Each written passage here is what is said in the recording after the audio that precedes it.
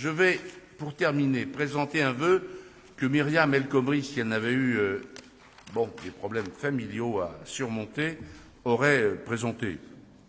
Mais néanmoins, comme je suis un des parlementaires, avec Martine Billard, qui avait eu l'occasion, dans le cadre de la loi, à visiter, suite à un rapport que vous connaissez, qui était de M. Alvaro Gil Robles, au niveau de l'Europe, un certain nombre d'endroits concernant la rétention de personnes, et notamment du commissariat du 34 de la rue de la Goutte d'Or.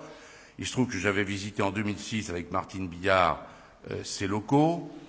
On avait été d'ailleurs très bien reçus par le commissaire Péquet et ceux qui étaient là, et nous avions constaté avec eux que les conditions de travail des policiers eux-mêmes, les conditions de rétention des gens, dans un mélange qui est à mon avis mauvais, puisque l'idée serait quand même que, par exemple, des gens pour des infractions au code de la route, ou et notamment avec l'alcoolémie, puissent être retenus, par exemple, 79 rue de Clignancourt, et que, au 34 Goutte d'Or, on y laisse acheminer, dans le cadre du SARIGE, des gens à qui on reproche des choses d'une autre nature et peut-être plus graves. Je pense notamment en matière de trafic ou de violence. À partir de là, il avait été souhaité que des aménagements soient faits, des engagements avaient été pris pour que ces lieux de retenue, et notamment du 34 Goutte d'Or, fassent l'objet d'aménagements, de peintures et de matelas dignes. Force est de constater qu'on attend toujours, et donc c'est un vœu en direction de Monsieur le Préfet de police, puisque on va voter très bientôt, la semaine prochaine, le budget de la préfecture de police de Paris, avec des crédits d'État bien sûr, mais municipaux également. Je trouve qu'il est normal que, dans le cadre de cette collaboration, de ce partenariat, la ville de Paris finançant la préfecture de police, en retour, il y ait quelques gestes qui soient faits, peu onéreux, mais qui seraient au demeurant bien utiles pour ce lieu. Voilà le sens du vœu que je vous propose au nom de la municipalité. Monsieur Bournazel. Merci, Monsieur le maire.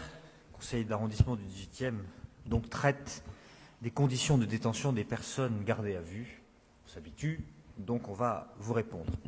Quand j'ai lu ce vœu, je me suis dit je vais quand même me procurer le rapport de Monsieur Alvaro Gil Robles. Et en le lisant, on y apprend beaucoup de choses. On y apprend par exemple qu'il dit qu'en 2005, que effectivement les conditions de détention ne sont pas toujours optimales. C'est vrai, il le dit, personne ne le nie. Il dit aussi que cela perdure depuis des années. Et il dit que dans la fin des années 90, les choses se sont aggravées. Qui était ministre de l'Intérieur ? Qui était ministre de l'Intérieur à la fin des années 90 et au début des années 2000 ? Je n'en sais rien. En tout cas, le rapport le relate. Vous le voyez, on est parfois pris à son propre piège. Quand on cherche à faire de la démagogie sur un certain nombre de sujets qui sont importants et fondamentaux, où la dignité des gens qui sont en détention doit être reconnue par tous, gauche comme droite, eh bien je pense que sur ces sujets, parfois, il est difficile de donner des leçons de morale aux uns et aux autres, et que parfois il vaut mieux balayer devant sa porte. Merci de votre ton toujours calme et souriant. Je vais donner la parole à Pascal Julien. Je veux simplement vous faire remarquer que, alors en 90, il faut que je fasse jouer ma mémoire. Ça devait être Jox. Après, on a eu Marchand, Quilès, Pasqua. Attendez, vous êtes... moi, je me souviens, hein. 93, c'était Charles Pasqua. 95, c'était Jean-Louis Debré. 97, Jean-Pierre Chevènement. Et moi, en août 2000. Voilà. Et que ce commissariat a été construit dans les années 80, effectivement, au 34 Goutte d'Or. La question, c'est un vœu en direction de Monsieur le Préfet de police, pas du ministre de l'Intérieur. Le préfet de police dispose des crédits pour refaire ce qu'il y a lieu de refaire. Je vous ai dit dans le vœu que ça concernait aussi bien les personnes retenues que les policiers eux-mêmes. On est équilibré dans l'écriture du vœu. Les policiers eux-mêmes. Je trouve qu'il y aurait un coup de jus au sens de la peinture et qu'il y aurait quelques efforts sur l'état des cellules que je connais. ce serait pas du luxe. Ça n'est quand même pas polémique. Écoutez, quand même, vous pouvez pas dire il faudrait, et vous avez raison en plus, refaire telle peinture ou tel équipement dans une crèche ou dans une école. Vous avez raison de le faire quand vous le faites.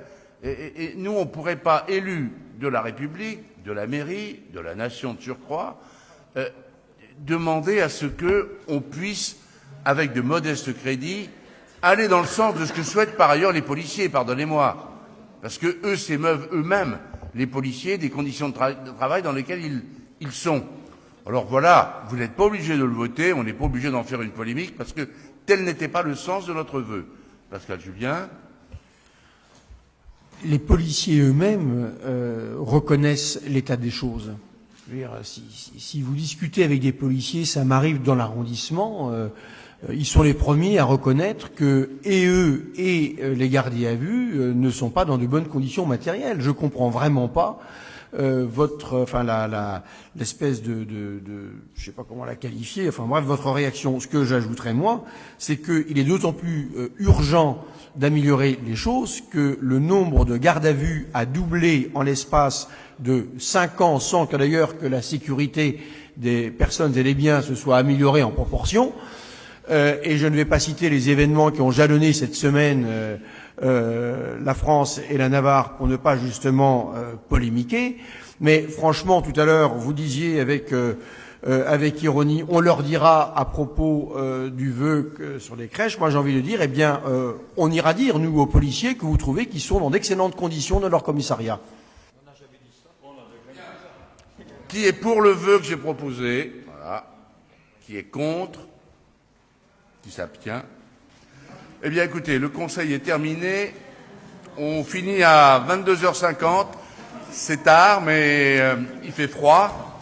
Bon appétit, bon retour chez vous et à très bientôt.